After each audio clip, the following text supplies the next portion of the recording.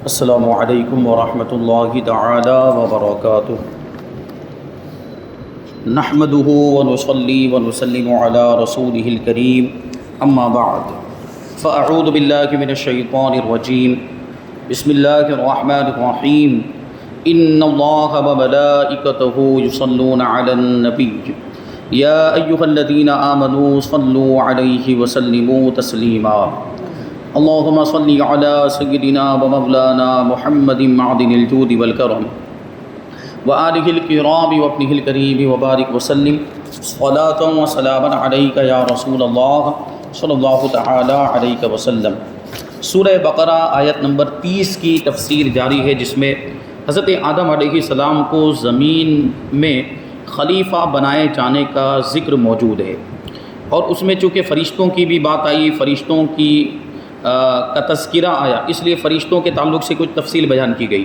پھر خلیفہ کتنی قسم کا ہوتا ہے وہ بھی اس سے پہلے والے درس میں بیان ہوا، اور اب یہاں پر یہ بات بیان کریں گے کہ انبیاء کرام کو ہی کیوں خلیفہ بنایا گیا۔ حضرت آدم علیہ السلام کو خلیفہ بنایا گیا۔ حضرت آدم علیہ السلام پہلے خلیفہ ہیں، اور حضرت عیسیٰ علیہ السلام آخری خلیفہ ہیں، اور ہمارے آقا حضور رحمت عالم صلی اللہ علیہ وسلم تو اللہ تبارک و تعالیٰ کے خلیفہ اعظم اور نائب مطلق ہیں، یعنی سب سے بڑے خلیفہ تو حضور ہیں، سب سے بڑے نائب یا نائب مطلق جسے کہا جائے وہ ہمارے آقا حضور رحمت عالم صلی اللہ علیہ وسلم ہیں۔ یعنی حضرت آدم علیہ السلام سے پہلے ہمارے آقا حضور صلی اللہ علیہ وسلم کا مرتبہ آتا ہے، اور بلکہ یہاں تک علماء کرام نے فرمایا ہے کہ سارے انبیاء کرام حضور پاک صلی اللہ علیہ وسلم کے خلیفہ ہیں۔ حضور پاک صلی اللہ علیہ وسلم اللہ تبارک و تعالیٰ کے خلیفہ اعظم ہے، تو انبیاء کرام کو خلیفہ بنایا گیا۔ تو اس کی ایک وجہ یہ ہے کہ یہ آسمانی اور زمینی چیز کے مجموعہ ہے۔ انبیاء کرام زمینی چیز کے مجموعہ کس اعتبار سے ہے کہ ان کے پاس جسم فرشی بھی موجود ہے، یعنی زمین والوں کے اعتبار سے، مخلوقات کے اعتبار سے، انسانوں کے اعتبار سے انسانوں والا جسم بھی ہے، اور روح عرشی بھی موجود ہے، ان کی روح جو ہے عرش سے تعلق رکھتی ہے۔ اور پھر یہ کہ انبیاء کرام کے ساتھ وحی الہی کا سلسلہ بھی متعلق ہوتا ہے، جس کا تعلق عرش سے ہے، اللہ تبارک و تعالیٰ کی بارگاہ سے۔ تو ان دو انبیاء کرام کے اندر یہ دونوں چیزیں جمع ہوتی ہیں، جسم فرشی اور روح عرشی، اس وجہ سے بھی ان کا مرتبہ بڑا ہوتا ہے۔ اور دوسری وجہ یہ ہے کہ یہ اللہ تبارک و تعالیٰ کی ساری صفات کے مظہر ہوتے ہیں انبیاء کرام، یعنی اللہ تبارک و تعالیٰ اپنی صفات، اپنے کمالات کے جلوے انبیاء کرام کو عطا فرماتے ہیں۔ جیسے اللہ تبارک و تعالیٰ قدرت والا ہے تو انبیاء کرام بھی قدرت والے ہوتے ہیں۔ اللہ تبارک و تعالیٰ مہربان ہے، رحم فرمانے والا، تو انبیاء کرام بھی مہربان اور رحم فرمانے والے ہوتے ہیں۔ اسی طرح جو بھی اللہ تبارک و تعالیٰ کی صفات ہیں، ان ساری صفتوں کے جلوے انبیاء کرام کی ذات میں بھی پائے جاتے ہیں۔ اور تیسری وجہ یہ ہے کہ ان کو اللہ تبارک و تعالیٰ نے اپنا علم عطا فرمایا، انبیاء کرام کو اپنا علم عطا فرمایا، جس سے انہوں نے قوانین اور قاعدے بنائے، شریعت کے احکام بنا کر لوگوں کے سامنے پیش کیے۔ یہ بات بھی انبیاء کرام کی خصوصیات میں سے کہ اللہ تبارک و تعالیٰ نے ان کو علم عطا فرمایا۔ اور چوتھے یہ کہ ان کو اپنا کلام دیا، کہ رب کے کلام کو اپنی زبان سے مخلوق تک انبیاء کرام نے پہنچایا، یہ بھی انبیاء کرام کی خصوصیت ہے۔ اور پانچویں بات یہ ہے، پانچویں وجہ یہ ہے کہ ان کو ایسی قدرت کاملہ عطا فرمائی جو رب کی قدرت کا نمونہ ہے۔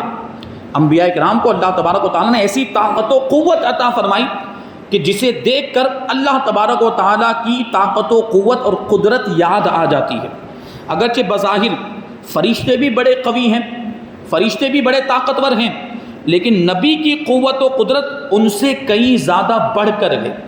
انبیاء کرام کی قوت یہ فرشتوں کی قوت اور طاقت سے بڑھ کر ہے۔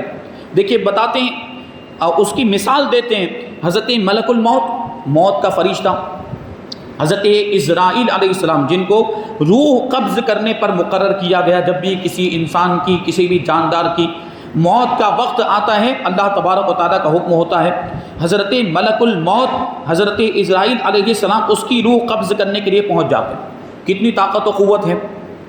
ایک وقت میں تو کتنے انسان مرتے ہوں گے پوری دنیا میں، ایک سیکنڈ کے اندر کتنے لوگ مرتے ہوں گے، کتنے جاندار مرتے ہوں گے، لیکن ہر جگہ پر حضرت اسرائیل علیہ السلام پہنچ جاتے ہیں، یہ ان کی طاقت و قوت ہے۔ لیکن یہی حضرت ملک الموت حضرت موسیٰ علیہ السلام نے ان کو ایک تھپڑ مار دیا تھا اور اس کتاب نہ لا سکے، ان کی آنکھ نکل گئی تھی۔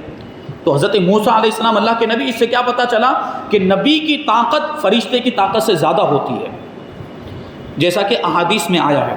اور چھٹی وجہ یہ ہے کہ دنیا کی ہر چیز کو انبیاء کرام کے قبضے میں کر دیا گیا، انبیاء کرام کے اختیار میں دے دیا گیا، کہ حیوانات و جمادات یعنی سارے جاندار اور بے جان چیزیں، بلکہ آسمان اور زمین پر ان کی حکومت ہوتی ہے، انبیاء کرام کی حکومت ہوتی ہے۔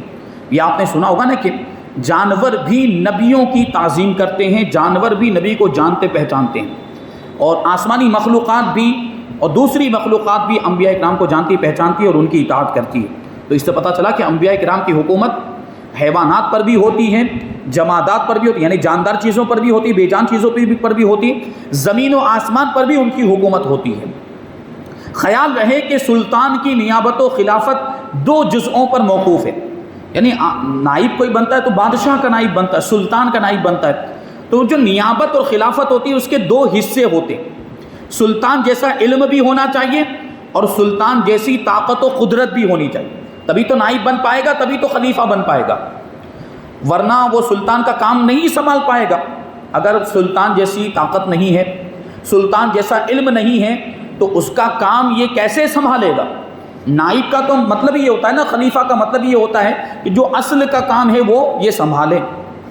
اس لیے رب تبارک و تعالیٰ نے حضرت آدم علیہ السلام کی خلافت ثابت کرنے کے لیے انہیں علم اسماء عطا فرمایا، یعنی ساری چیزوں کے ناموں کا علم عطا فرمایا، اور ساری چیزوں کی تفصیلات اللہ تبارک و تعالیٰ نے حضرت آدم علیہ السلام کو بتا دی، جو چیزیں پیدا ہو چکی تھی اور قیامت تک جو چیزیں پیدا ہونے والی تھی، اللہ تبارک و تعالیٰ نے ساری چیزوں کا علم حضرت آدم علیہ السلام کو عطا فرمایا۔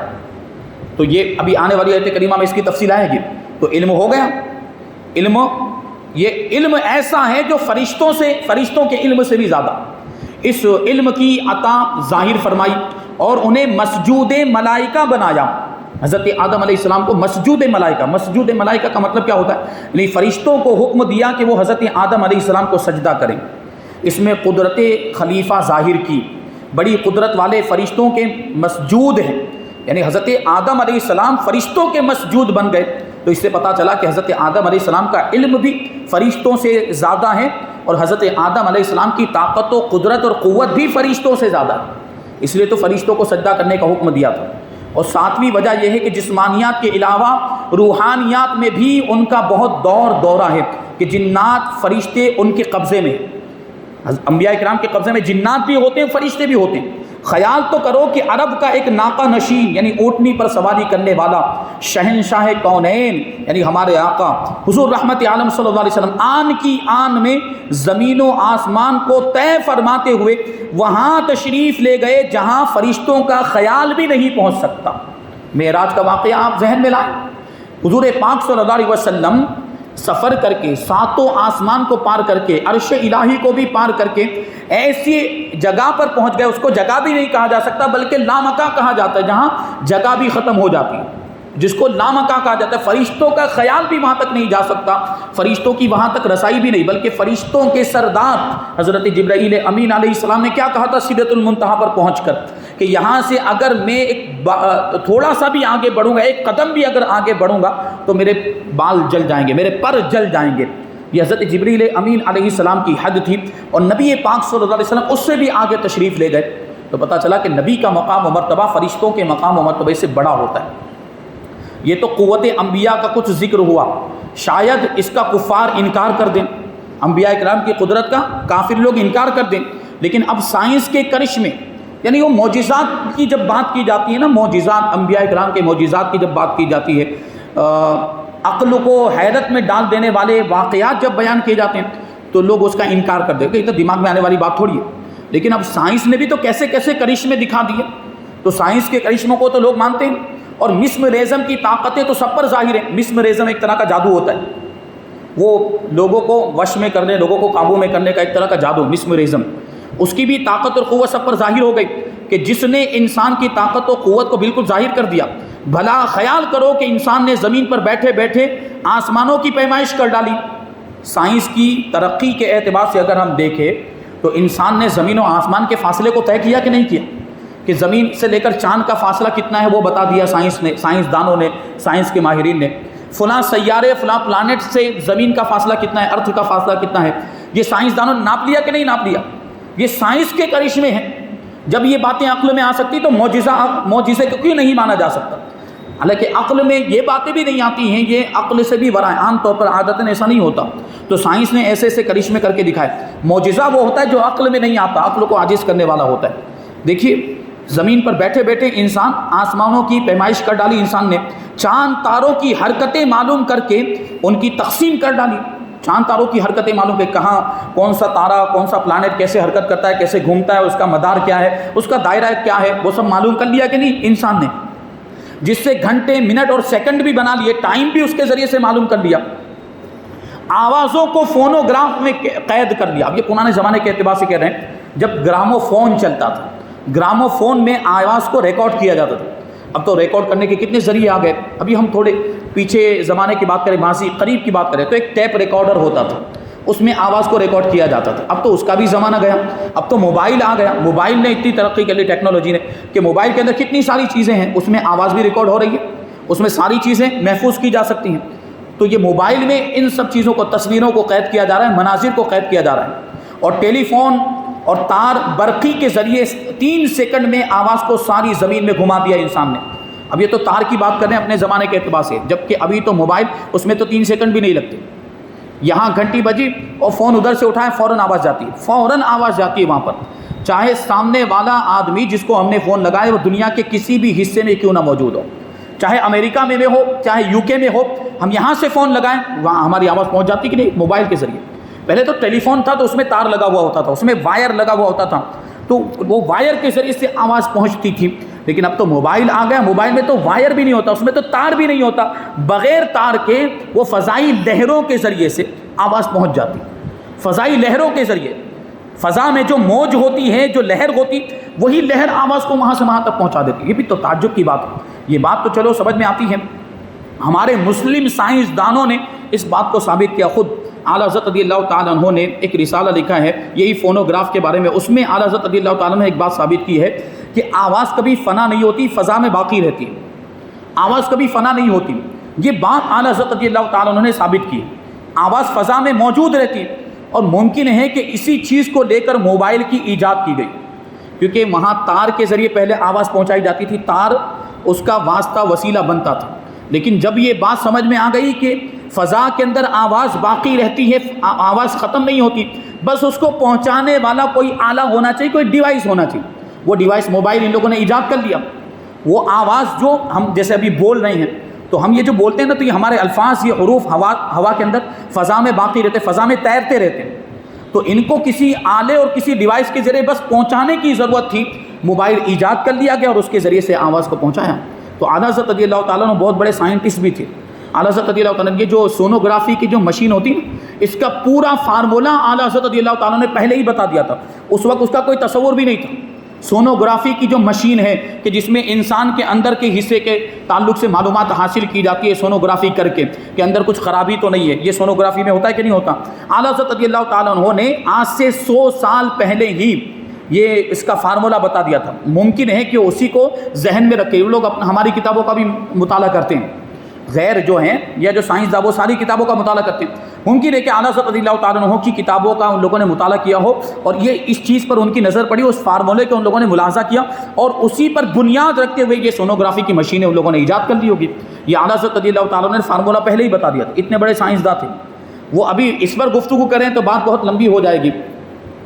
البرٹ آئنسٹائن کا آپ نے نام سنا ہوگا۔ البرٹ آئنسٹائن کتنا بڑا سائنسداں گزرا ہے۔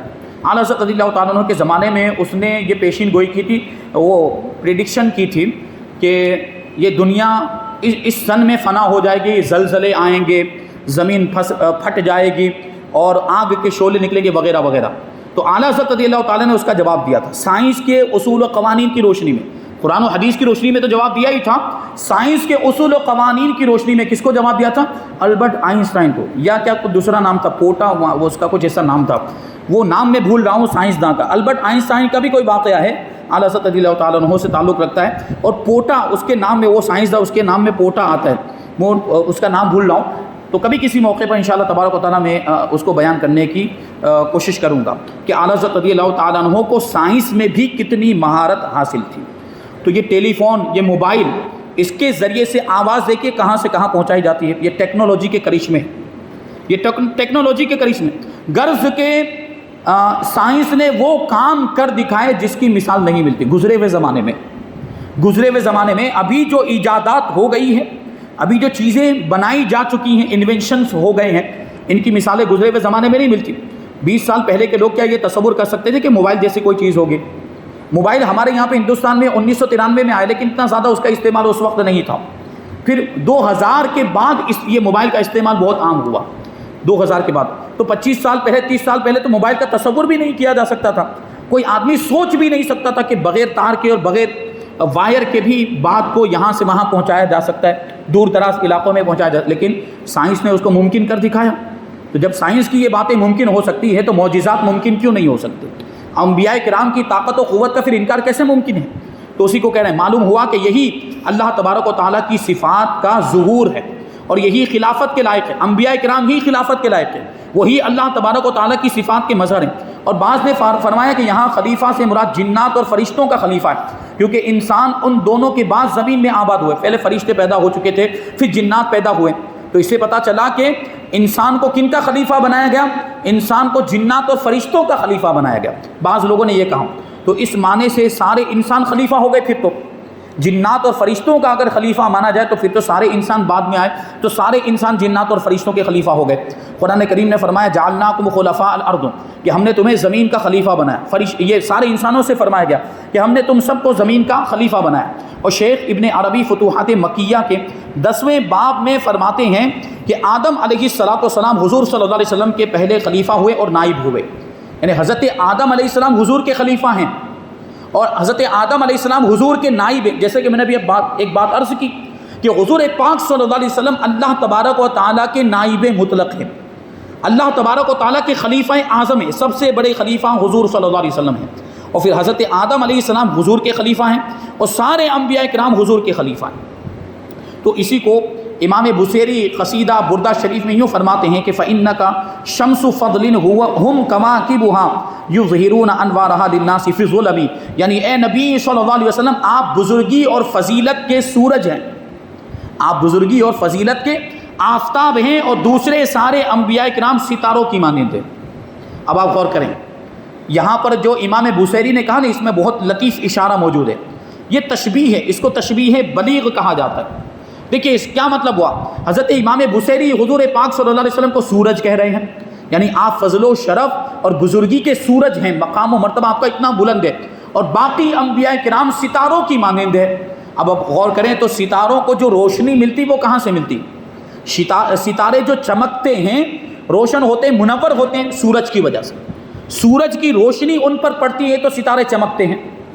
تو پتہ کیا چلا کہ ستاروں کی روشنی اپنی خود کی، ان کی خود کی نہیں ہے، وہ سورج کی دی ہوئی ہے، سورج کی وجہ سے وہ چمکتے ہیں، جبکہ سورج کا معاملہ یہ کہ وہ خود روشن ہوتا ہے، خود چمکتا ہے۔ تو نبی پاک صلی اللہ علیہ وسلم سورج کی مانند ہے، اور دوسرے انبیاء کرام یہ ستاروں کی مانند، یعنی انبیاء کرام کو جو کچھ بھی فضیلتیں ملی ہیں، انبیاء کرام کو جو بھی کمالات ملے ہیں، انبیاء کرام کو جو بھی مقام و مرتبہ ملے ہیں، وہ حضور پاک صلی اللہ علیہ وسلم کے صدقے میں ملے ہیں۔ تو انبیاء کرام کو جو خلیفہ بنایا گیا، یہ بھی حضور پاک صلی اللہ علیہ وسلم کے صدقے میں بنایا گیا۔ کہتے ہیں کہ وہ اپنے انوار کو لوگوں کے سامنے تاریکیوں میں ظاہر کرتے ہیں، یعنی انبیاء کرام، ستارے جو ہیں وہ اپنے انوار کو، اپنی روشنی کو لوگوں کے سامنے ظاہر کرتے ہیں اندھیروں میں۔ یعنی انبیاء کرام جب آتے، انبیاء کرام کو کب بھیجا جاتا تھا دنیا میں؟ آپ دیکھیں پوری ہسٹری کو پڑھیں، تاریخ کو پڑھیں، تو آپ کو یہ بات معلوم ہوگی کہ جب بہت زیادہ گمراہیت پھیلنے لگ جاتی، کفر و شرک کے معاملات ہوتے، گناہوں کے معاملات بہت زیادہ ہو جاتے، بے حیائی کے معاملات بہت زیادہ ہو جاتے، تو اللہ تبارک و تعالیٰ نبیوں کو بھیجتا تھا۔ تو یہ گناہ ہے یا کفر و شرک ہے، یہ ایک طرح کا اندھیرا ہے۔ انبیاء کرام آتے تھے اور ہدایت کی روشنی پھیلا دیا کرتے تھے، تو یہ انبیاء کرام تھے۔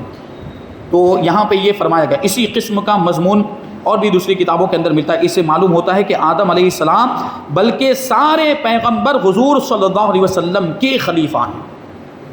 اب جو فرشتوں نے عرض کیا تھا کہ اے پروردگار، کیا تو ایسے کو زمین میں خلیفہ بنائے گا جو زمین میں فساد پھیلائے گا اور زمین میں خون ریزیاں کرے گا، تو یہ فرشتوں نے اعتراض کی نیت سے نہیں کہا تھا، حکمت معلوم کرنے کے لیے یہ بات عرض کی تھی۔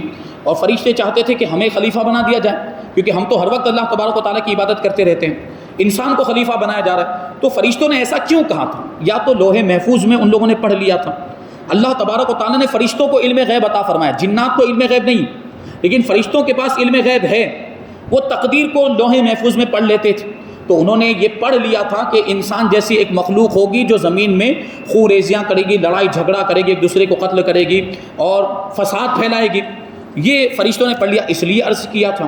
یا یہ کہ ان لوگوں نے جنات کو دیکھا تھا، فرشتوں نے، جنات پہلے پیدا ہو چکے تھے، انسان سے پہلے جنات پیدا ہو چکے، میں نے اس سے پہلے عرض کیا تھا کہ جنات نے خوب جو ہے زمین میں فساد برپا کیا، زمین میں ان کو آباد کیا گیا تھا، خوب ان لوگوں نے خون ریزیاں کی، جنگ و جدال کیا، تو اللہ تبارک و تعالیٰ نے فرشتوں کو بھیج کر ان کو یہاں سے ہانک دیا، جزیروں اور پہاڑوں کی طرف، سمندروں کی طرف ان کو ہانک دیا گیا، یعنی جنات کو وہ جو ان کی اکثریت زمین پر موجود نہیں ہے۔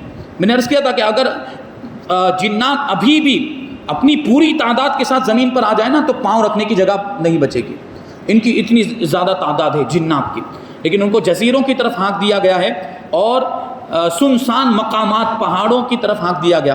تو اسی لیے اگر کہیں جزیرے پر جانا ہو یا سمندر کے کنارے پر جانا ہو تو بہت زیادہ احتیاط کرنے کی ضرورت ہے، وہاں جنات کے معاملات ہوتے ہیں، خاص طور پر خواتین کو احتیاط کرنے کی حاجت ہے۔ اب یہاں پر یہ بات ہے کہ انبیاء کرام کو فرشتوں کے مقابلے میں خلافت کے لیے چنا گیا، فرشتوں کو خلیفہ نہیں بنایا گیا، بلکہ کس کو خلیفہ بنایا گیا؟ انبیاء کرام کو خلیفہ بنایا گیا۔ تو اس کے درمیان موازنہ کر کے دکھائیں گے کہ انسان فرشتوں کے مقابلے میں افضل کیسے ہے، انسان کو خلیفہ کیوں بنایا گیا، فرشتوں کو کیوں نہیں بنایا گیا، اس کی تفصیل انشاءاللہ تبارک و تعالی ہم آئندہ درس میں شامل کریں گے، اور پھر اس کے بعد والی آیت کریمہ کی تفسیر بھی ہم آئندہ درس میں شامل کریں گے۔ اللہ تبارک و تعالی کی بارگاہ میں دعا ہے کہ جو کچھ بھی بیان ہوا اس پر ہم سب کو عمل کرنے کی توفیق عطا فرمائے، اور نور قرآن سے ہم سب کے دلوں کو روشن اور منور فرمائے۔ وما علینا الا البلاغ۔